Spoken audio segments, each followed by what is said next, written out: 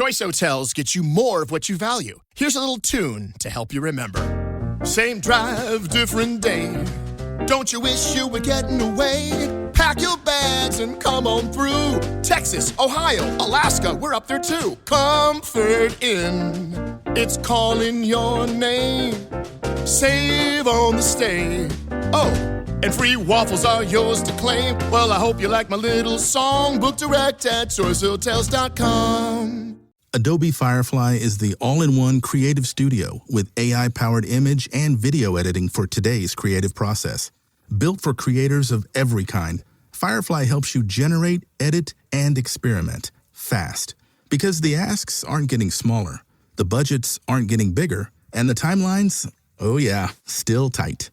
With all the best creative AI models in one place, Firefly brings your ideas to life. Unlock a better way to make with Adobe Firefly.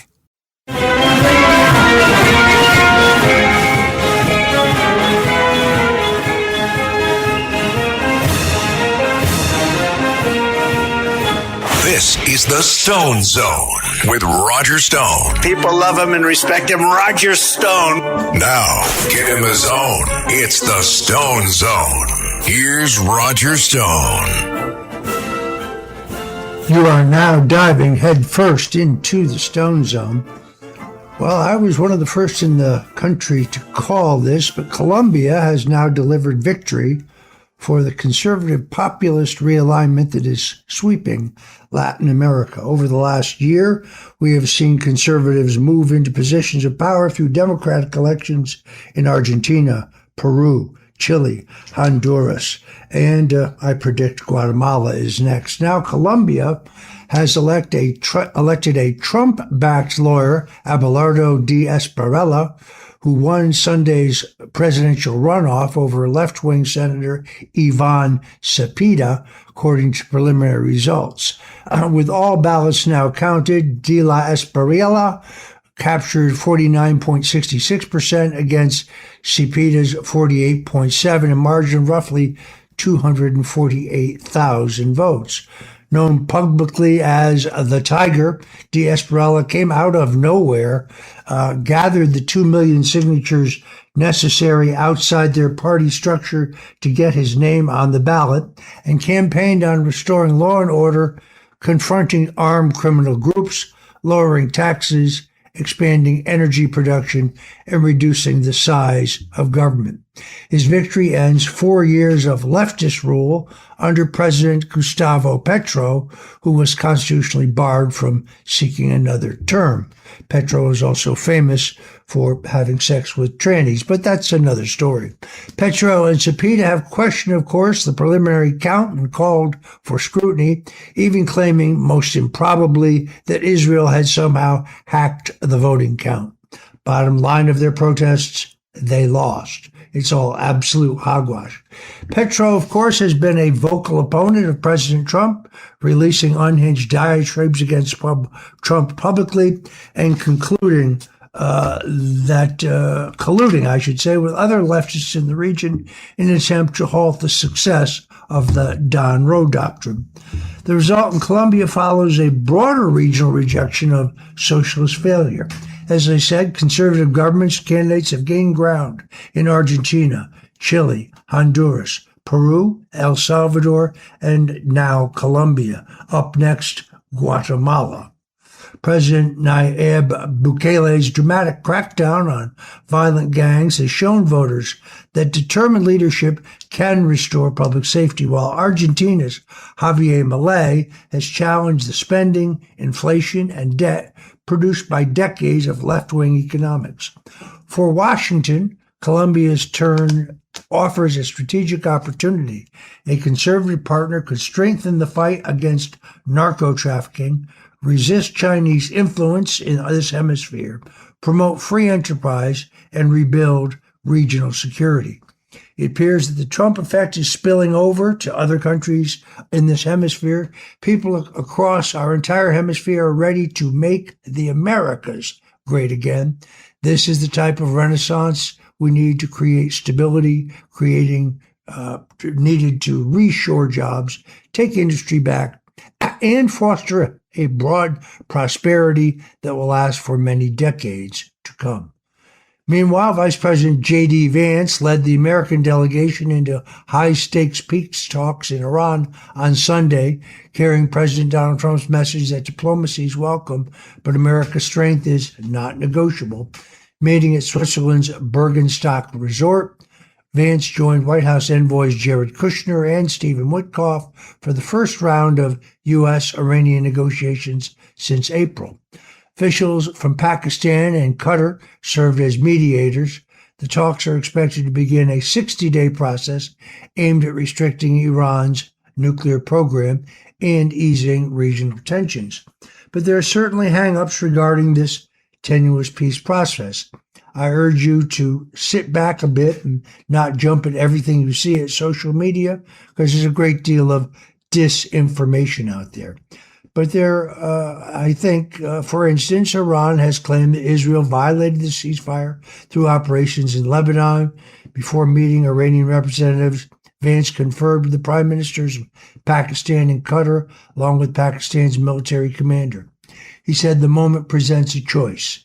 We can either establish a new relationship in the Middle East, or we can return to the failed patterns of the past. Vance emphasized that Sunday's discussions will not resolve every dispute overnight. Instead, they begin the technical work of identifying each side's priorities and then moving forward to a workable agreement from there. President Trump reinforced the administration's peace through strength posture on Truth Social. He warned yet again that Iran would be hit harder than before, as they were in Midnight Hammer and Epic Fury, unless it reins in Hezbollah and its other proxies in Lebanon. The Trump administration seeks regional peace, but Tehran will not secure concessions through nuclear pressure, terrorist proxies, or threats against global commerce. J.D.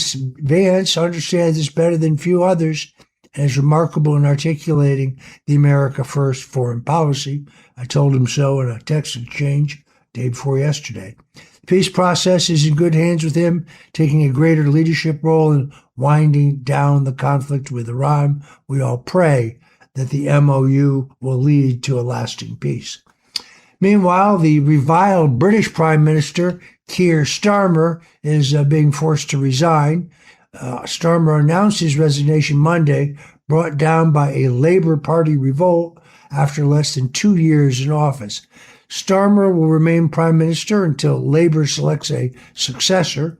Popular Labour politician Andy Burnham is the favorite after winning a special election and securing Health Secretary Wes Streeting's endorsement. Labour entered the government in 2024 with a majority but a weak vote share. Starmer's loveless landslide unraveled among economic stagnation, uncontrolled immigration, surging crime, local election losses, and the rise of my friend Nigel Farage's Reform UK. As his government cratered, Starmer resorted to Orwellian repression in an attempt to maintain his facade of control.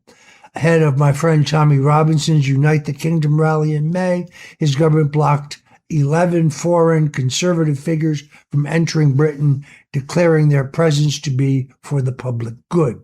Starmer branded rally organizers and participants extremists, spreading hatred and division. Authorities deployed over 4,000 officers and live facial recognition technology around the demonstrations. This is not anything like democracy with a small d. Our documents, our fundamental documents, are based on the Magna Carta. All of our fundamental freedoms come from a model first formed in Britain. But today, it is illegal to question or criticize Islam. That's hard to believe. The operation was designed not to prevent violence, but to intimidate political opposition and redefine immigration dissidents as a security threat. Polish lawmaker Dominik Tarczynski said his exclusion constituted political censorship and threatened legal action. European conservatives denounced the ban as an attack on democratic freedom and freedom of expression. Strategy ultimately failed for Starmer. He could police rallies, he could bar foreign speakers, he could smear opponents, but he could not suppress the voters' anger over the immigration invasion, the increase in rape, the continued economic decline, and the collapsing trust in government. Britain now faces its 7th prime minister in a decade. Starmer's fall offers a blunt lesson that government leaders who answer public dissent with surveillance and censorship are doomed to failure. It's only a matter of time before conservative populists take hold in the UK and make Britain great again. Alan Greenspan, who, by the way, served as Richard Nixon's economic advisor in his 1968 comeback campaign, the economist who led the Federal Reserve for 2 decades, has died at the age 100 from complications of Parkinson's disease. Appointed by President Ronald Reagan in 1987, Greenspan served 5 terms as the Federal Reserve chairman under 4 presidents. His lengthy tenure reflected a bipartisan confidence rarely seen in Washington.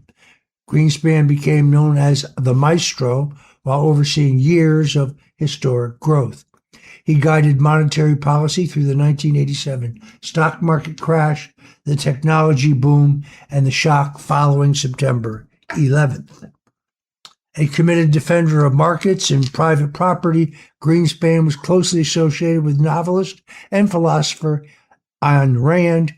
He argued that home ownership strengthens political support for the property rights essential to a free economy. Again, a man plucked from obscurity by Richard Nixon.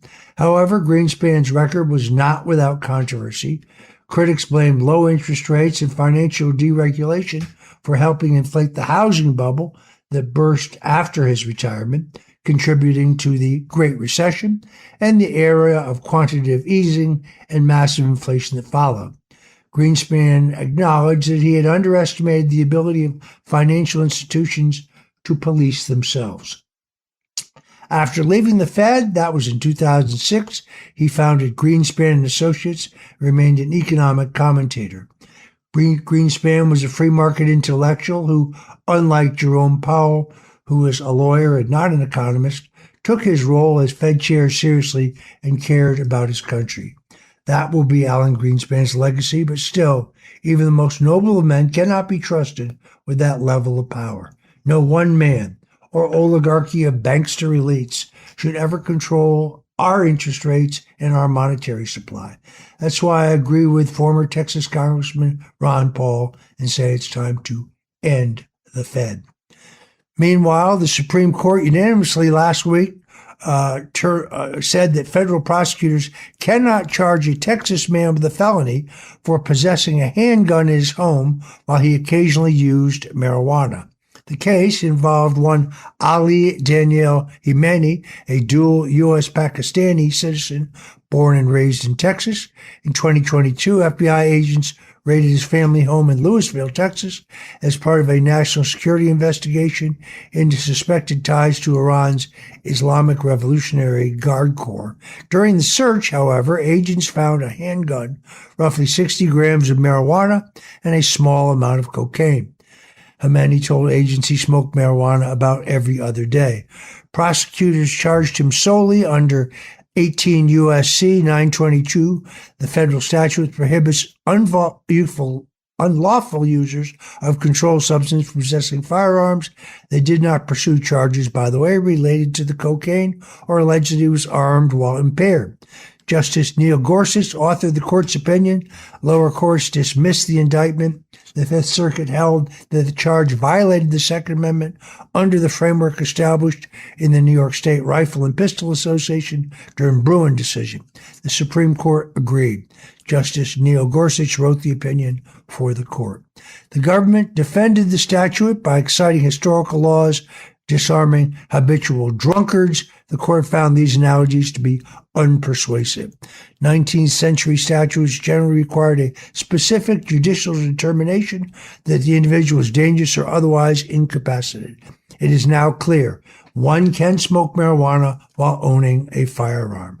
You're listening to The Stone Zone. I'm Roger Stone. Don't go away because we'll be right back to talk about how a federal judge has now blocked a subpoena of Tampon Tim, the governor of Minnesota, while investigating Somali-based fraud in that state. Don't go away. This is the Stone Zone with Roger Stone. He likes politics and he's a professional at the highest level. Roger Stone. Where's Roger?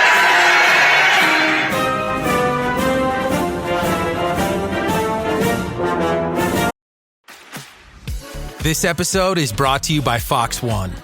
Watch all 104 matches of the FIFA World Cup live in 4K for just $19.99 a month with 3 days free.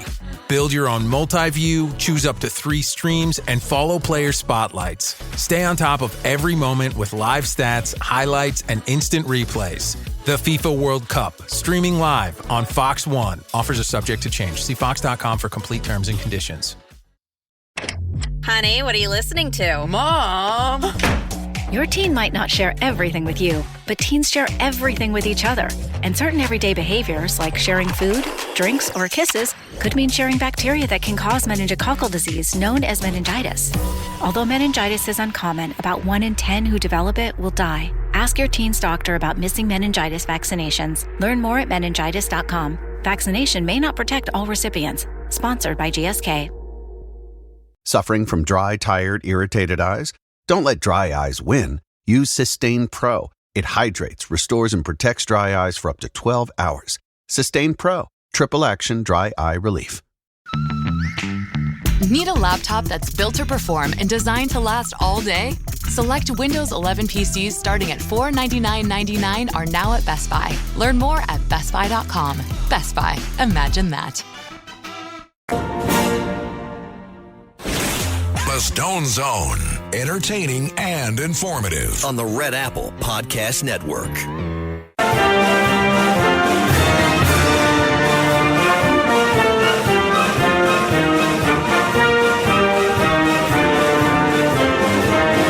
This is the Stone Zone.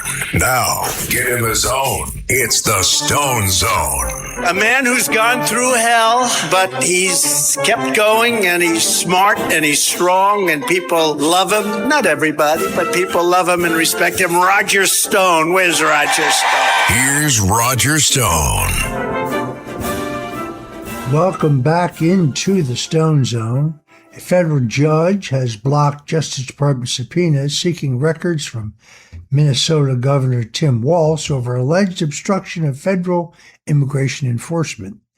Issued in January to 6 offices, the subpoenas sought communications surrounding ICE operations in Minnesota. Authorities were investigating whether officials unlawfully impeded agents conducting deportations.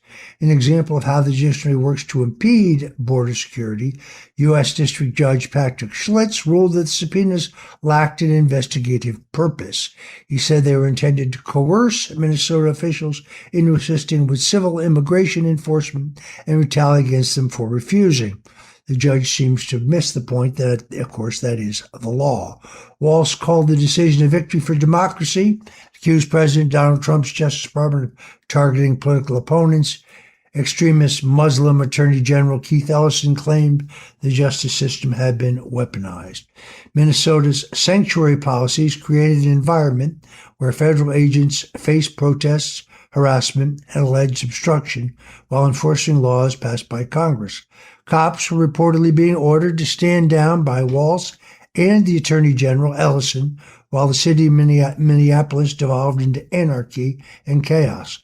Separately, 15 local activists were indicted this month for alleged crimes against federal officers. State officials, under our constitutional system, can criticize federal immigration policy, can challenge actions in court, and can decline voluntary cooperation where legally permitted. But they do not have the right to obstruct federal officers or shield lawbreakers from lawful arrest, which is obviously what was happening in Minnesota. The Justice Department is expected to either appeal or pursue narrower subpoenas supported by specific evidence that would be more likely to be allowed by the courts, but the fact is the courts are obstructing. This shows the level of institutional rot we are facing. It is well known that President Trump holds former President Andrew Jackson in high esteem. It may be time for him to follow in Jackson's footsteps and ignore this corrupted order. I'm Roger Stone. You're listening to the Stone Zone, and we'll be right back.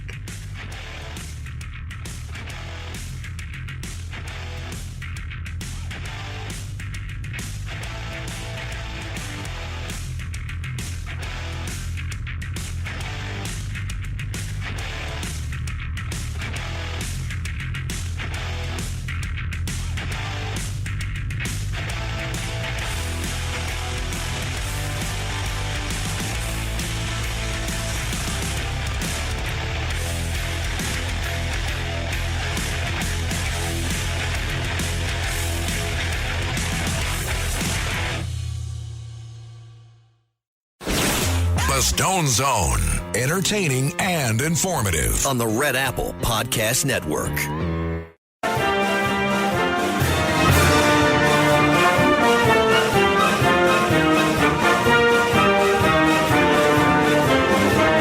This is the Stone Zone. Now, get in the zone. It's the Stone Zone. A man who's gone through hell, but he's kept going, and he's smart and he's strong, and people love him. Not everybody, but people love him and respect him. Roger Stone. Where's Roger Stone? Here's Roger Stone.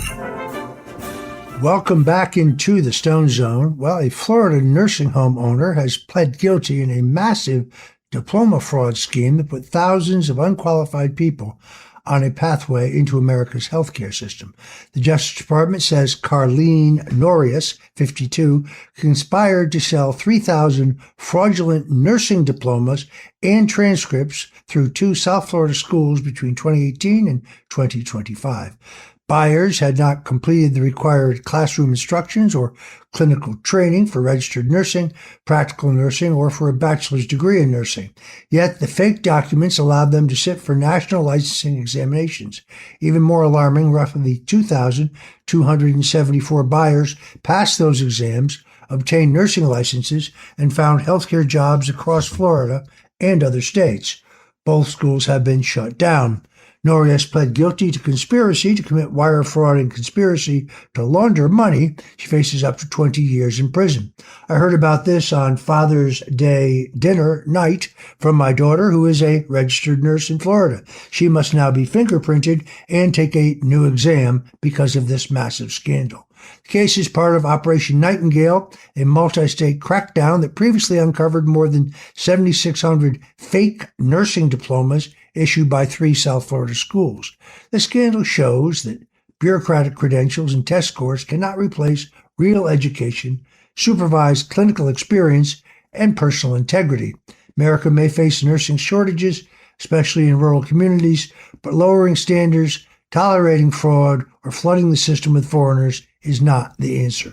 Patients deserve qualified professionals, not paper credentials purchased from criminal operators. Authorities must identify every fraudulent license holder, remove unqualified workers, and determine whether patients were actually being harmed. The healthcare system has become commodified, and that's not because of the free market. It's because the system has become too bureaucratic, with too many middlemen and administrators getting in the way of patients receiving care from medical professionals. We need to cut that waste and clamp down on scams like this, fake nursing school, in order to improve our failing healthcare system. Meanwhile, a former U.S. Olympic canoeist is facing scrutiny after an alleged act of vandalism at Washington's newly refurbished reflecting pool, as the Trump administration makes it clear that attacks on America's monuments will simply not be tolerated. 67-year-old David Hearn, who represented the United States in 3 Summer Olympics, has been arrested last Friday by U.S. Park Police. Authorities allege that he interfered with the pool near the Lincoln Memorial, which has become a hot-button issue after President Trump vowed to restore the pool to its former glory. A journalist at the scene said they witnessed Hearn grab a hose being used by the National Park Service to remove algae. He was confronted by Park Police and National Guard troops after reportedly completing a 52-mile bicycle ride. President Trump has said multiple arrests have now been made in connection with what he calls disgraceful vandalism of the iconic pool. The president has championed efforts to restore order, cleanliness, and civic pride in the nation's capital. U.S. Attorney Jeanine Pirro says citations have already been issued and promised that offenders will be prosecuted to the fullest extent of the law.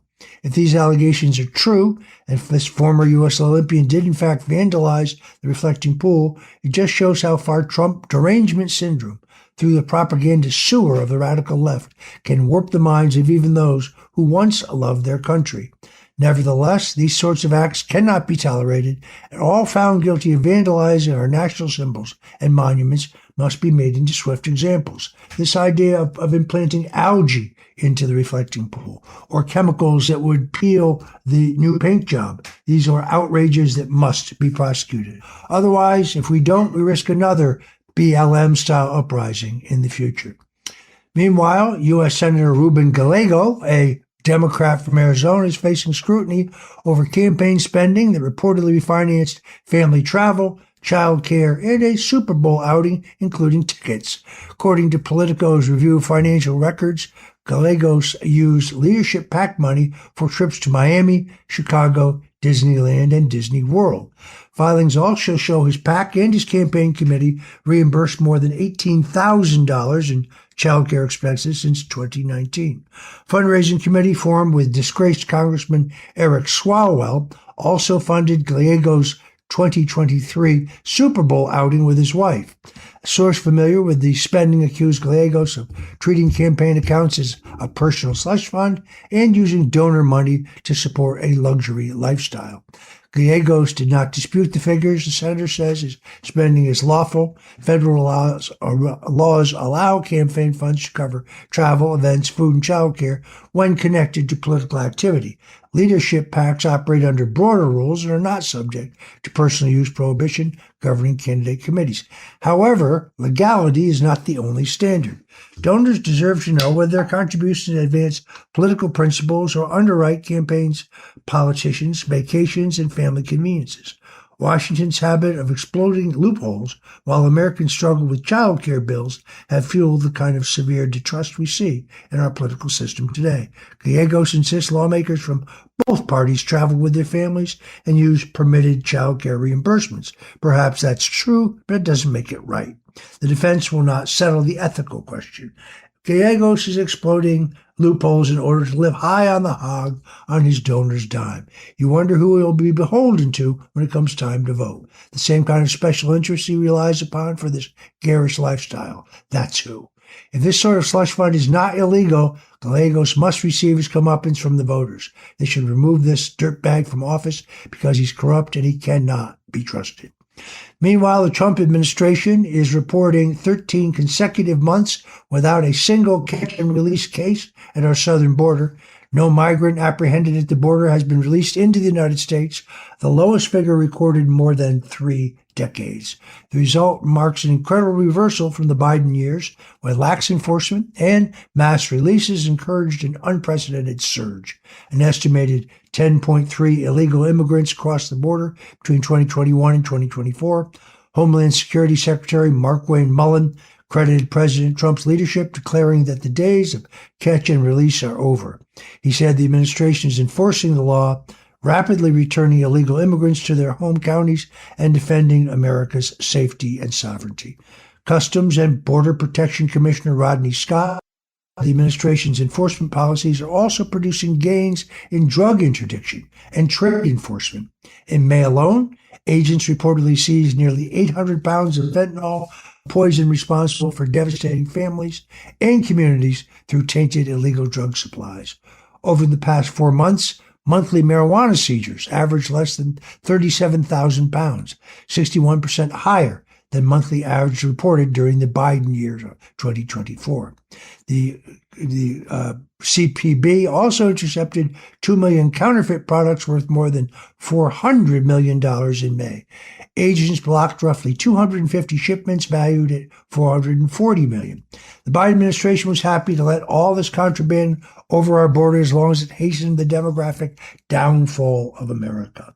The Democrats wanted their third world invasion of our country because to them it meant permanent political power, as they ultimately got citizenships and votes, or these people voted illegally. But their evil machinations have been thwarted by the Trump administration, whose strong border policies proved that no new law was required, as Joe Biden kept insisting. All we needed to do was enforce the existing current law. It proves that enforcement works, deterrence works, and putting American citizens first is restoring order after years of deliberate failure.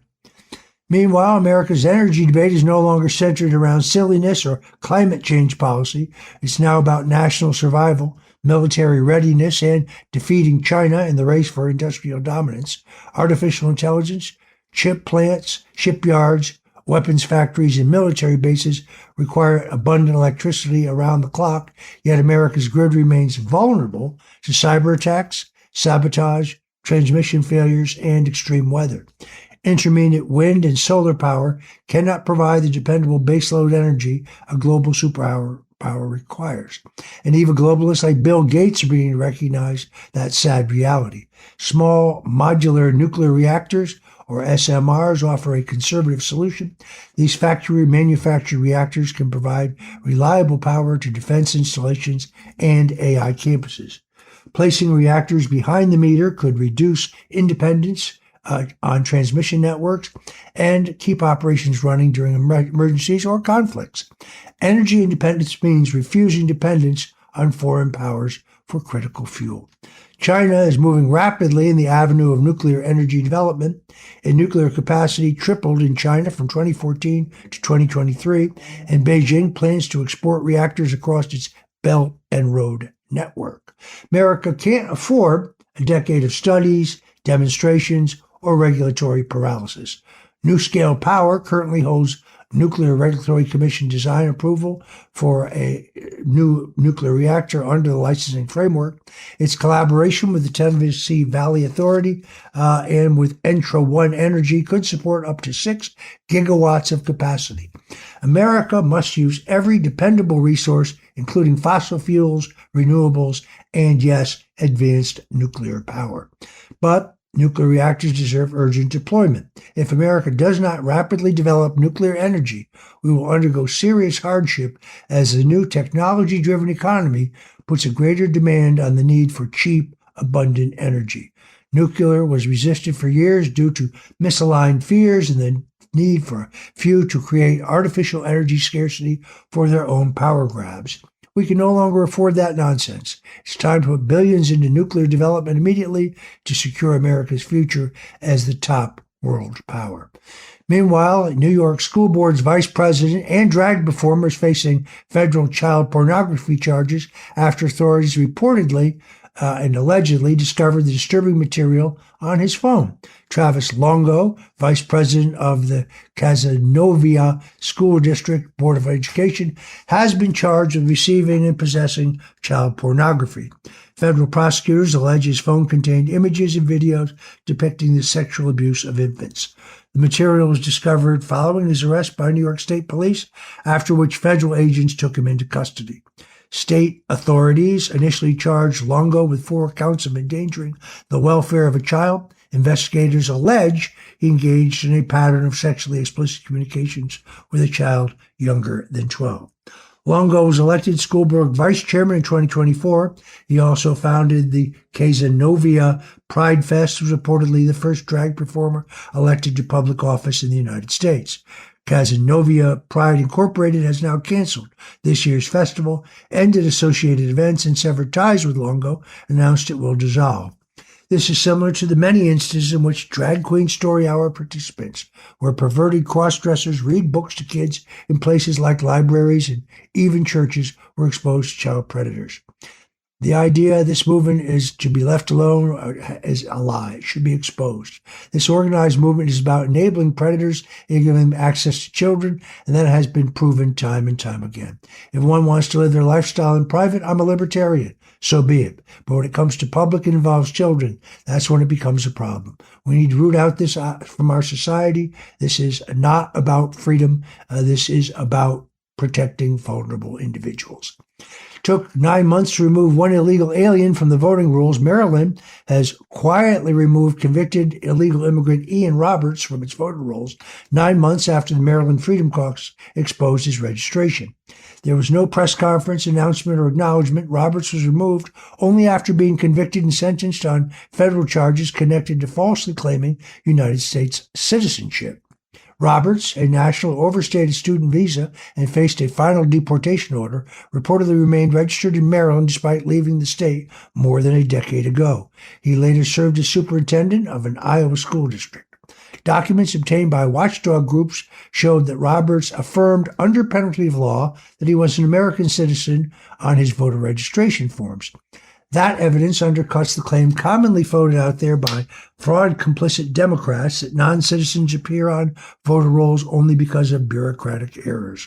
Roberts allegedly continued to receive election mailings and ballots for years. The central question here is unavoidable. If a conviction was required to remove such an obviously ineligible registration and took an incredible 9 months to accomplish after being discovered, how many other less visible cases remain? How long will it take those adjudicated? How long will it take to get people who are not eligible to vote off our voter rolls? Thanks for joining us today in the Stone Zone. Don't go away. We'll be right back with the latest political news.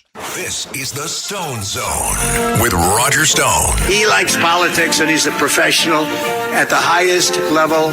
Roger Stone. Where's Roger?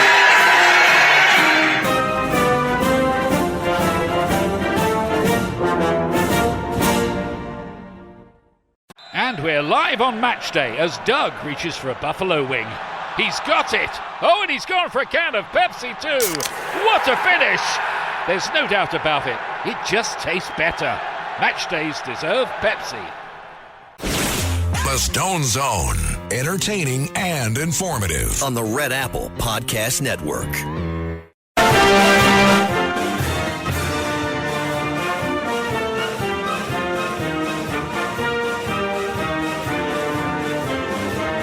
This is the Stone Zone. Now, get in the zone. It's the Stone Zone. A man who's gone through hell, but he's kept going, and he's smart, and he's strong, and people love him. Not everybody, but people love him and respect him. Roger Stone. Where's Roger Stone? Here's Roger Stone. Welcome back into the Stone Zone. Well, Steak and Shake, the well-known burger chain, is proving that offering better quality restaurant options does not require a federal mandate. The century-old burger chain is rebuilding its brand around the Make America Healthy Again movement, also known as MAHA. Its goal is to replace industrial seed oils and heavily processed ingredients with alternatives that customers want but cannot find from their competitors. Leading this effort is Michael Bowes, the first MAHA officer and former senior advisor at the Department of Health and Human Services. Bowes helped shape the 2025 through 30 dietary guidelines for Americans before moving back into the private sector, where he says MAHA can become the cornerstone of its brand. Steak and Shake now cooks fries, onion rings, and chicken tenders in beef tallow without preservatives or chemicals.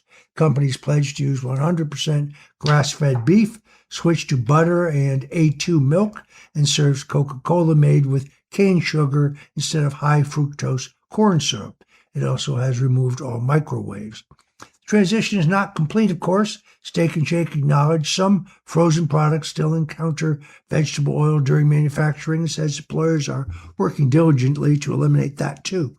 For too long, food companies buried questionable ingredients behind confusing labels while America's faced soaring rates of chronic illness. Steak and Shake is taking an entirely different approach, which I find interesting, by informing customers, improving the product, and letting the market respond. The MAHA movement was spearheaded by President Trump and HHS Secretary Robert F. Kennedy Jr. It's creating trends that could have major ramifications throughout the marketplace, but will only hold permanently if we get out there and reward businesses who decide to go all healthy. We voted for President Trump. Now we must vote with our dollars for a healthier society and look for healthier choices. Meanwhile, a Realtor.com report says that 25.2 million young Americans are still living with their parents between the ages of 25 and 34. That means that 1/3 of adults are still living at home with their parents. Roughly 70% of 25 to 24 living have jobs, and that employment rate has remained steady even as multi-generational living has increased. Realtor.com senior economist Hannah Jones says that income levels, debt burdens, and punishing house costs are preventing employed adults from moving out. The numbers show how Americans' dream has become squeezed. In 2025, more than 20% of adults between 25 and 29 lived with their parents, 6% below the rate at the beginning of the century. Between 30 and 34%, the share reached 12.7%, nearly double the 7% recorded back in 2000. Meanwhile, the median home price climbed to $430,000 in 2025, a 34.4% increase since 2019. Median rent reaches a $1,673, up 18%. Realtor.com estimates the country is short 4 million homes. Student debt is adding even more pressure. Decades of politicians promoting expensive college degrees as the only route to success have left many young workers owing money before they can begin building any real wealth. The answer is clear. We need to expand the housing supply, cut inflationary spending, reduce job-killing regulations, promote skilled trades, and restore an economy where disciplined work once again delivers independence, home ownership, and family formation. This is exactly what the Trump administration is en route to doing, but Rome was not built in a day. President Trump needs more time for his reforms to undo decades of damage. That is why the upcoming midterm elections are so very crucial. We cannot afford to backslide into socialism and despair. Generations of Americans hang in the balance. Meanwhile, great news, marijuana compounds may hold medical promises for Alzheimer's disease, chronic pain, and other conditions, strengthening the case into research for more treatments, according to a new study. So if you have Alzheimer's, something that my dad suffered from, marijuana use has now been approved by this new study as potentially beneficial. I'm Roger Stone. Thanks for tuning into the Stone Zone. Until tomorrow, God bless you and Godspeed. Thanks for listening to The Stone Zone with Roger Stone. You can hear The Stone Zone with Roger Stone weeknights at 8 on 77 WABC. If you like the podcast, share it with your friends and listen anytime at WABCRadio.com and download the WABC Radio app. Hit that subscribe button on all major podcast platforms. Plus, follow WABC on social on Instagram, TikTok, Facebook, and X. See you next time for a new episode so you never have to wonder. What the heck is going on here?